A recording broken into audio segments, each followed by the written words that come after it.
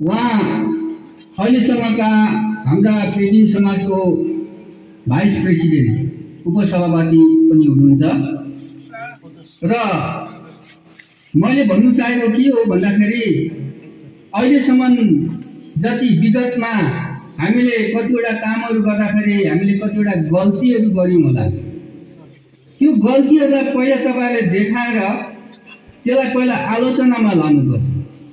त्यस पश्चात त्यसलाई सुझाउमा ल्याउनुपर्छ। त्यसलाई सुझाउ गर्दाखेरि तपाईँले कस्तो खालको सुझाउ दिनुहुन्छ, त्यो प्रकारले हामीले आजको सभा यहाँ सञ्चालन गर्नुपर्नेछ। र त्यसले गर्दाखेरि म आज फेरि हाम्रा